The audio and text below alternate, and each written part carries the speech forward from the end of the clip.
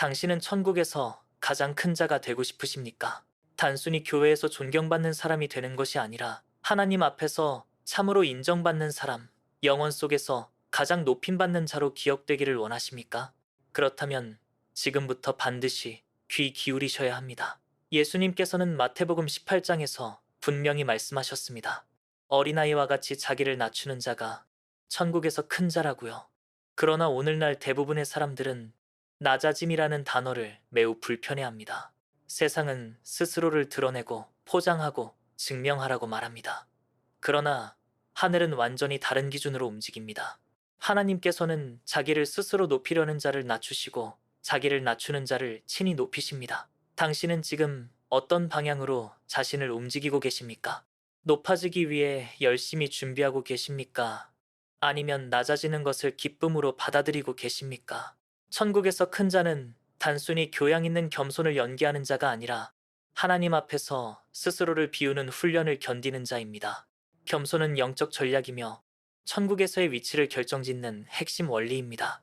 빌립보서 2장에서 예수님께서 친히 자신을 낮추시고 종의 형체를 입으셨다고 기록되어 있는 것은 단순한 본보기가 아닙니다.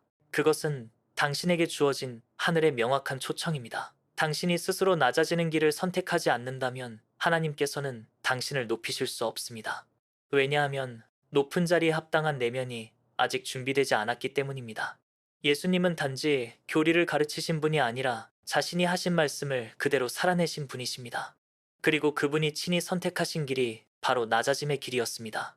그 길 끝에 하나님은 그 이름을 지극히 높이셨습니다. 당신은 지금 그분의 길을 따르고 계십니까? 아니면 여전히 자신의 이름이 높아지는 것에 관심이 있으십니까? 천국에서 큰 자가 되고 싶다면 첫 번째로 기억하셔야 할 것은 하늘의 시선은 언제나 반대 방향을 보고 있다는 사실입니다. 세상이 알아주는 스펙, 업적, 영향력은 하나님께 아무런 기준이 되지 못합니다. 오히려 그 모든 것을 내려놓은 자리에서 하나님은 진짜 자격을 판단하십니다.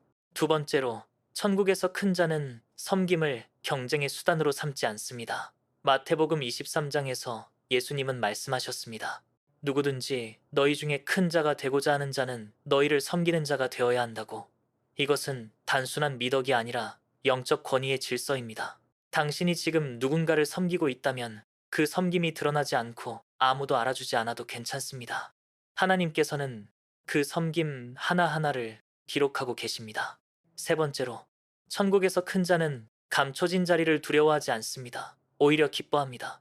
왜냐하면 하늘의 보상이 그 자리에서부터 시작되기 때문입니다. 당신이 지금 아무도 보지 않는 곳에서 기도하고 계십니까? 조용히 누군가를 돕고 계십니까? 그 모든 감춰진 헌신은 하늘에서 당신의 이름 옆에 적히고 있다는 사실을 잊지 마십시오. 네 번째로, 큰 자는 고난을 피하지 않습니다. 야고보서 1장은 고난을 온전히 기쁘게 여기라고 명령합니다. 그것은 미화가 아닙니다. 고난은 하나님의 사람을 단련시키는 가장 정밀한 훈련장이기 때문입니다. 당신이 지금 어떤 연단의 시간에 있다면 그것은 당신이 무너지고 있다는 증거가 아니라 오히려 하나님께서 더 높은 영적 자리를 준비하고 계신 증거일 수 있습니다. 다섯 번째로, 천국에서 큰 자는 하나님의 영광을 최우선으로 둡니다. 자신이 드러나는 것보다 하나님의 뜻이 이루어지는 것이 더 중요하다는 확신 속에 살아갑니다. 요한복음 5장에서 예수님께서 말씀하셨습니다. 나는 내 뜻을 구하지 않고 나를 보내신 이의 뜻을 구한다고. 당신의 삶은 누구의 뜻을 따르고 계십니까? 당신의 선택, 계획, 말, 시간, 모든 것이 하나님의 뜻에 묶여 있습니까? 아니면 여전히 자신의 뜻이 이루어지기를 바라고 계십니까? 하나님은 자신의 이름을 위해 사는 자를 결국 드러내십니다. 그러나 자신의 이름을 높이려는 자는 반드시 낮아질 것입니다. 당신은 지금 누구도 보지 않는 곳에서 순종하고 계십니까? 아무도 박수 쳐주지 않고 칭찬해주지 않으며 오히려 외면당하고 있는 그 자리에서 말씀대로 살기 위해 버티고 계십니까? 그렇다면 절대로 포기하지 마십시오. 하나님께서 가장 깊이 일하시는 장소는 언제나 드러난 무대가 아니라 감춰진 골방이기 때문입니다. 숨겨진 순종은 단순한 인내가 아닙니다. 그것은 영원한 질서를 작동시키는 가장 강력한 믿음의 행위입니다. 마태복음 6장에서 예수님께서는 은밀한 중에 보시는 아버지께서 갚으실 것이라고 말씀하셨습니다. 당신이 지금 아무 말 없이 참는 것, 욕하지 않고 기도하는 것, 불공평 속에서도 순종을 택하는 그 결정이 하늘의 보좌를 움직이고 있습니다. 많은 사람들이 순종을 결과로 측정하려 하지만 하나님은 순종 자체를 목적으로 삼으십니다. 지금 당신이 실패한 것처럼 느끼더라도 순종하셨다면 이미 하늘의 기준에서는 성공하신 것입니다. 아브라함이 이삭을 바치려 했던 그 순간 하나님은 그의 손을 멈추게 하셨습니다. 왜냐하면 하나님이 원하셨던 것은 죽음이 아니라 순종이었기 때문입니다. 사람들은 결과를 말하지만 하나님은 동기를 보십니다. 진짜 순종은 하나님이 보상하실 것이라는 기대 없이도 따르는 것입니다. 그분이 이해시키지 않으셔도 당신은 믿고 따르실 수 있습니까? 요셉은 수년 동안 부당한 억울함을 감당했습니다. 그는 노예가 되었고 감옥에 갇혔고 사람들에게 잊혀졌습니다. 그러나 그는 그 모든 시간 속에서도 한 가지를 포기하지 않았습니다. 바로 하나님 앞에서의 정직한 삶이었습니다. 하나님은 그 시간들을 통해 요셉을 다듬으셨고 마침내 그를 애굽의 총리로 세우셨습니다. 요셉의 승진은 숨겨진 순종의 정점에서 이루어진 하나님의 응답이었습니다. 당신의 인생에도 지금 설명되지 않는 시간이 있을 것입니다.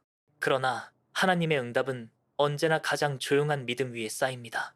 기적은 드러난 외침이 아니라 아무도 없는 골방에서 쏟아낸 눈물 위에서 일어납니다. 진짜 순종은 하나님 앞에서만 설 때 발휘됩니다. 예수님께서는 죽기까지 순종하셨습니다. 그리고 빌립보서 2장은 말씀합니다. 그분께서 자기를 낮추시고 죽기까지 복종하셨으므로 하나님께서 그 이름을 지극히 높이셨다고. 그 길 끝에는 반드시 하나님의 높이심이 기다리고 있습니다. 다만 그 시간은 하나님만 아십니다. 순종은 훈련입니다. 감정이 올라올 때 말씀을 선택하는 것, 억울함이 밀려올 때 믿음을 붙잡는 것, 실패처럼 느껴질 때 다시 주님의 음성에 귀를 기울이는 것, 그것이 숨겨진 순종의 실체입니다. 히브리서 11장은 믿음의 사람들을 두고 말합니다. 그들은 더 나은 본향을 사모하였더라. 지금 당신은 어떤 본향을 바라보며 살아가고 계십니까? 숨겨진 순종이 어려운 이유는 자기 부인이기 때문입니다. 그러나 바로 그때 하늘의 문이 열립니다. 베드로가 밤새 그물질했지만 아무것도 얻지 못했을 때 예수님은 말씀하셨습니다. 깊은 데로 가서 그물을 내려라. 베드로는 대답했습니다. 말씀에 의지하여 그물을 내리겠나이다. 그 한 번의 순종이 그의 인생 전체를 바꾸었습니다.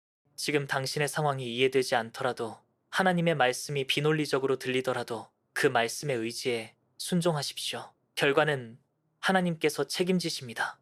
숨겨진 순종은 반드시 하늘의 영광을 부르며 당신의 삶을 통해 하나님의 이름이 영광을 받으실 것입니다. 그러므로 지금 이 순간 조용한 결단을 내리십시오.